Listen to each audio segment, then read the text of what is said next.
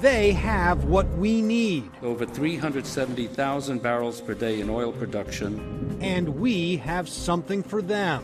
They're buying big boats here, airplanes here. We just should not be enabling them.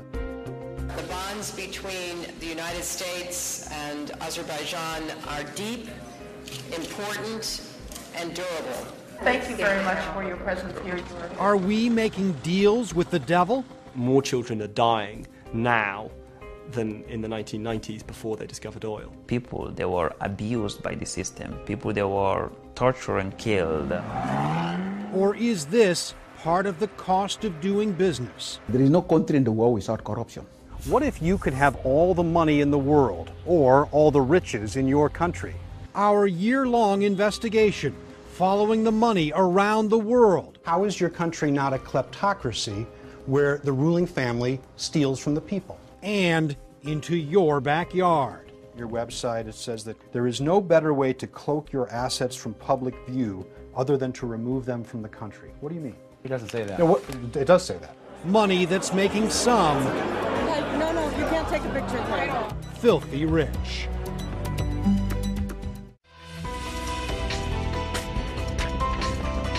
Welcome to Dubai, a strange, exotic blend of Arab tradition and global glamour. Dubai has historically been a trading capital. Mac McClelland is a business consultant here. For the last over 1,000 years has been the place that traders come to from East Africa, the Indian subcontinent, Iran, and even into Asia, came into the Dubai Creek and did their trading. Today, with its head-spinning luxury and a secretive banking system, Dubai is also a popular spot for the filthy rich.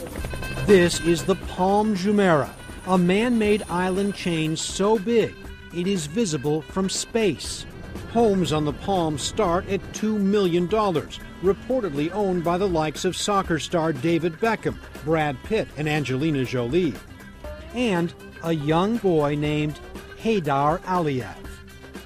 In 2009, when he was 11, Haydar bought not just one home in Dubai, but 9, together worth tens of millions of dollars. His older sisters, who are in their 20s, own a few of their own, according to official records first reported by the Washington Post. They live the high life, the parties, the fashion, the glamour, quite an achievement since they come from here.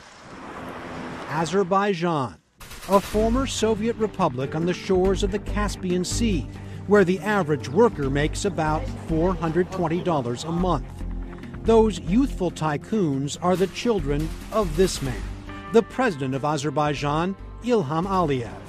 He took over in 2003 following the death of his father, whose likeness is still everywhere in the capital city.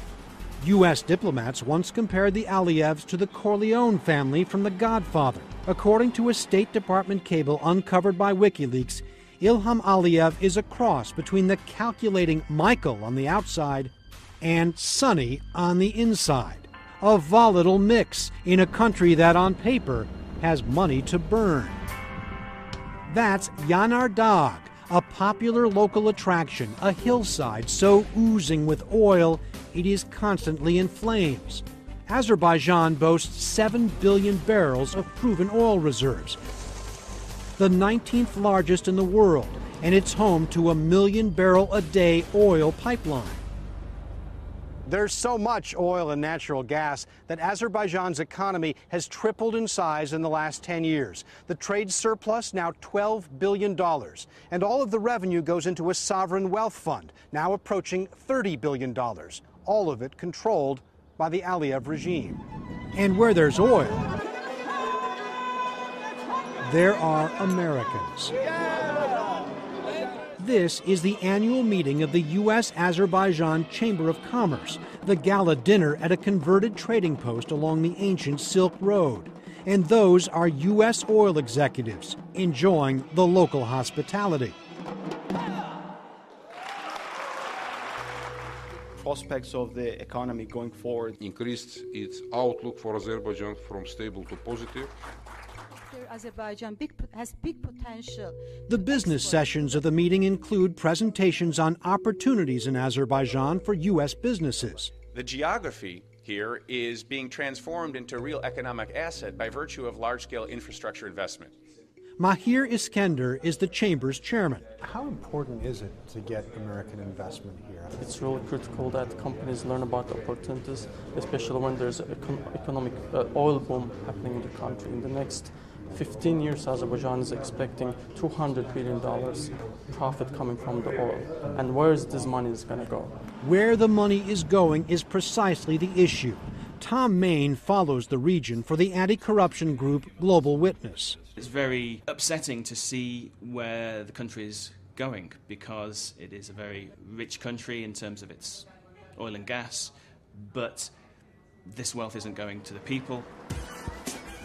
Living standards in Azerbaijan have slowly improved as the oil and gas industry has grown.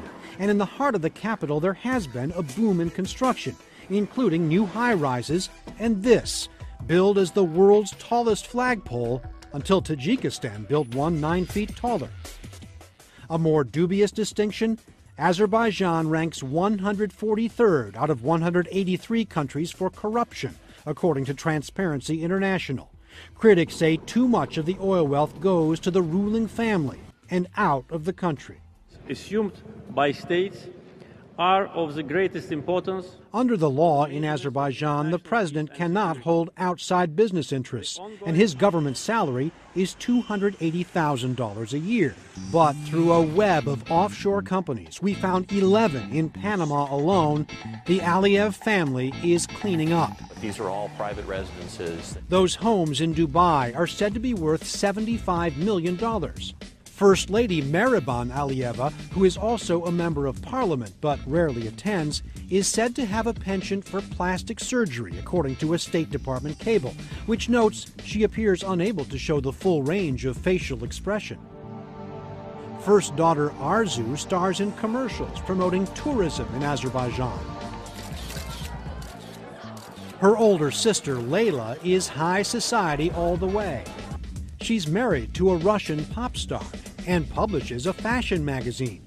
Together, the sisters have major stakes in Azerbaijan's mobile phone and aviation industries. How did Layla Aliyeva, at 25 years old, get to be so rich? We wanted to know.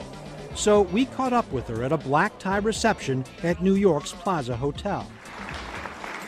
She had come to New York to accept an award for her work with the Children's Cancer and Blood Fund. I want to ask you a little bit about yourself and your accomplishments at, forgive me, a young age. How have you achieved such success at this stage in life? I think the main thing is to have goals. If you have goals, then it's easier to achieve them, of course. It's hard not to escape the contrast between an event like this sort of setting, and some of what we saw in Azerbaijan. And I know that some questions have been raised about where your family's wealth comes from, where your business interests come from, and I wonder if you can shed some light on that. Well, I do some business myself, and also my husband is in retail. But here I'm just representing the culture and everything, so it's not business, it's more. Well, I mean, what would the people of Azerbaijan think about an event so opulent? I hope that they're proud that I'm receiving it, because, as I said, I'm not receiving it for myself, but for the whole generation of young people of Azerbaijan. The people are very happy. Her handlers politely cut the interview short and kept our cameras at a distance. No, you can't take a picture there. Emin Milli is one member of Layla Aliyeva's generation of young people. He is not particularly proud of his country's ruling family. I didn't want to stay silent. I want to live in a country where there is a rule of law, which is democratic. Some of his protests have been lighthearted, like this video poking fun at President Aliyev after local media reported he imported 2 donkeys from Germany for $80,000, or about 16 years' income for the average citizen. That same year, Milli stood in front of the UN to protest a decision to scrap presidential term limits.